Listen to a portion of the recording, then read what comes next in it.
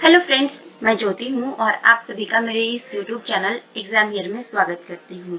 तो फ्रेंड्स, आज का जो हमारा टॉपिक है वो है उदारवाद के विविध रूप। इससे पहले वाला जो वीडियो था उसमें हमने उदारवाद, उसके उदय के कारण और उसकी विशेषता को देखा था। अगर आपने मेरी वो वीडियो नहीं देखी है तो उसका जो लिंक है वो मैं डिस्क्रिप्शन बॉक्स में दे दूंगी, आप वहां से उस वीडियो को देख सकते हैं। तो चलिए फ्रेंड्स, आज और अगर आपको वीडियो पसंद आती है तो चैनल को सब्सक्राइब करें, वीडियो लाइक करें और ज़्यादा से ज़्यादा इसे शेयर करें। तो चलिए हम शुरू करते हैं आज की अपनी ये वीडियो। और आज का टॉपिक हमारा है उदारवाद के विविध रूप। आज हम उदारवाद के विविध रूप के बारे में पढ़ेंगे, जो कि हमारा है नकारात्मक उदारवाद, सकारात्मक उदारवाद और समकालीन उदारवाद। तो हॉब्स, लॉक और रूसो, जो कि सामाजिक समझौतावादी विचारक हैं, उन्होंने अपना जो विचार था, अपना सामाजिक समझौते का जो विचार था, उसके थ्रू ये बताने की कोशिश की है कि जो राज्य है वो एक समझौते की उपज है। और जो राज्य है ये एक साधन है और व्यक्ति ने जो है अपनी सुविधा के लिए राज्य को बनाया है। एडम स्मिथ, रिकार्डो और स्पेंसर आदि ने स्थापित किया कि वही सरकार जो है सर्वोत्तम होती है। कौन कौन? स्मिथ, रिकार्डो और स्पेंसर। इन्होंने ये बताया कि वो सरकार सबसे बेस्ट होती है जो कम से कम शासन करती है। उदारवाद के इस स्वरूप में हस्तक्षेपी नीति, यानी कि सरकार का कोई हस्तक्षेप नहीं होगा, और व्यक्तिवाद को प्राथमिकता देने की वजह से इसे नकारात्मक उदारवाद भी कहा जाता है। ठीक है, नकारात्मक उदारवाद में सरकार का जो है किसी भी क्षेत्र में कोई हस्तक्षेप नहीं होता। ठीक है, जॉन स्टुअर्ट मिल ने सबसे पहले राज्य की नकारात्मक भूमिका को सकारात्मक भूमिका में बदलने की कोशिश की।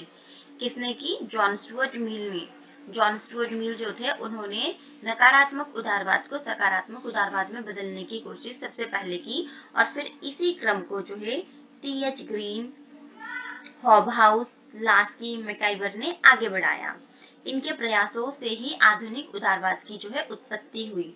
उदारवाद के इस रूप में कल्याणकारी राज्य के लक्ष्य पर जोर दिया गया। जो सकारात्मक उदारवाद है, इसमें कल्याणकारी राज्य का लक्ष्य पर जो है जोर दिया गया था। 20वीं सदी में व्यक्ति की स्वतंत्रता और राज्य की भूमिका के संबंध में उदारवादी परंपरा में गंभीर विमर्श हुआ। इन्हें समकालीन उदारवाद कहा जाता है। तो ये मोटा मोटा मैंने आपको बता दिया कि नकारात्मक उदारवाद, सकारात्मक उदारवाद और समकालीन उदारवाद क्या है। अब हम इसकी जो है विस्तृत रूप से जो है चर्चा करेंगे। तो चलिए हम देखते हैं। सबसे पहले हम नकारात्मक उदारवाद यानी कि जो हमारा पारंपरिक उदारवाद है उसको देखेंगे। तो पारंपरिक उदारवाद, अब इस पारंपरिक उदारवाद को जो है नकारात्मक उदारवाद, व्यक्तिक उदारवाद, हस्तक्षेपी उदारवाद, एकीकृत उदारवाद और प्रारंभिक उदारवाद के नाम से भी जाना जाता है। इंग्लैंड में धार्मिक स्वतंत्रता, सहिष्णुता, संविधानवाद और राजनीतिक अधिकारों की मांग के संदर्भ में जो है प्रारंभिक उदारवाद यानी नकारात्मक उदारवाद जो है उपजा था। ठीक है, और ये जो आंदोलन हुए थे, इनका मुख्य लक्ष्य क्या था? इसका मुख्य लक्ष्य था व्यक्ति के अधिकारों की प्राप्ति और उन्हें संवैधानिक अधिकार जो है, संवैधानिक सुरक्षा जो है प्रदान करना। इस प्रकार राजनीतिक और आर्थिक दोनों ही दृष्टि से जो नकारात्मक उदारवाद है वो व्यक्ति की जो है स्वतंत्रता सुनिश्चित करना चाहता था, पर इसका स्वरूप कैसा था? इसका स्वरूप नकारात्मक था। ठीक है, यानी इसमें यह तो बताया गया था कि राज्य को क्या नहीं करना चाहिए, बट ये बिल्कुल भी नहीं बताया गया था कि राज्य को नागरिकों की भलाई के लिए क्या करना चाहिए। इसके विकास में Thomas Hobbes, Locke, Adam Smith, Bentham, Spencer, Ricardo, Malthus और जेम्स मिल का जो है विशेष योगदान रहा था। 19वीं सदी में इस परंपरा को आगे बढ़ाने के क्रम में जो है जॉन स्टुअर्ट मिल, मैंने आपको पहले ही बताया था कि जो जॉन स्टुअर्ट मिल है, उन्होंने नकारात्मक उदारवाद को जो है सकारात्मक उदारवाद में बदलने की कोशिश की थी। ठीक है, अब हम इसकी विशेषता को देखेंगे। जो हमारा नकारात्मक उदारवाद है, जिसे हम पारंपरिक उदारवाद भी कहते हैं, उसकी विशेषताओं को भी देखेंगे। तो विशेषता में सबसे पहला हमारा पॉइंट आता है व्यक्तिवाद। यह व्यक्ति को विवेकशील प्राणी मानते हुए, नकारात्मक उदारवाद में व्यक्ति को जो है विवेकशील प्राणी मानते हैं। ठीक है, तो विवेकशील प्राणी मानते हुए ये मांग करते हैं कि के राजकीय नीति और नियमों का निर्माण करते समय व्यक्ति की अपनी निर्णय क्षमता को पूरी मान्यता दी जानी चाहिए। जो राजनीतिक नीति और नियमों का निर्माण है उसको करते समय व्यक्ति की जो खुद की निर्णय क्षमता होती है उसको जो है पूरी तरह से मान्यता दी जानी चाहिए। व्यक्तिवाद के अंतर्गत व्यक्ति को साध्य माना जाता है और राज्य को साधन। इस सिद्धांत के अनुसार राज्य का दायित्व है कि वह उन बाधाओं को बाधित करे जो व्यक्ति के सर्वांगीण विकास में अवरोध उत्पन्न करती है। ठीक है। हॉब्स ने अपने अनुबंध सिद्धांत में राज्य की स्थापना का प्रथम लक्ष्य मानवीय सुरक्षा की हॉब्स ने अपने अनुबंध सिद्धांत में राज्य की स्थापना का प्रथम लक्ष्य मानवीय जीवन की सुरक्षा सुनिश्चित करना बताते हुए व्यक्तिवाद की नींव रखी। व्यक्तिवाद की नींव किसने रखी? हॉब्स ने रखी। लॉक ने व्यक्ति के प्राकृतिक अधिकारों, जीवन, स्वतंत्रता और संपत्ति की सुरक्षा को जो है राज्य का प्रमुख दायित्व बताया। ठीक है। और शासक की जो सत्ता है उसका आधार शासितों की सहमति मानी। नेक्स्ट पॉइंट है हमारा स्वतंत्रता। पारंपरिक उदारवाद का मूल तत्व व्यक्ति की स्वतंत्रता है। इस सिद्धांत के अंतर्गत स्वतंत्रता का मतलब है बंधनों का अभाव। ठीक है। इसमें जो है व्यक्ति को क्योंकि विवेकशील प्राणी माना गया है इसीलिए जो कानून और परंपरा की मर्यादा है उसको व्यक्ति की स्वतंत्रता में जो है एक प्रहार की तरह देखा गया है। ये जिन स्वतंत्रता की बात करता है उसको हम जो पारंपरिक उदारवाद है वो जिन स्वतंत्रताओं की बात करते हैं अब हम उन स्वतंत्रताओं को देखेंगे। ठीक है। तो सबसे पहला हमारा आता है व्यक्तिगत स्वतंत्रता। इसमें सभी को विचार और अभिव्यक्ति की स्वतंत्रता प्रदान करने की वकालत की जाती है। इसमें यह भी निहित है कि राज्य के किसी भी निवासी के साथ जाति, धर्म, लिंग, नस्ल आदि के आधार पर जो है कोई भेदभाव नहीं किया जाएगा। ठीक है। आई होप आपको समझ में आ रहा है। नेक्स्ट हमारा है नागरिक स्वतंत्रता। इसमें संवैधानिक शासन का जो भाव है वो निहित है। नागरिक स्वतंत्रता में कानून के समक्ष समानता, जीवन रक्षा, संपत्ति का संरक्षण, संघ और समुदाय बनाने की आजादी तथा सरकार की नीतियों व कार्यक्रम का विरोध करने का अधिकार जो है इसमें शामिल है।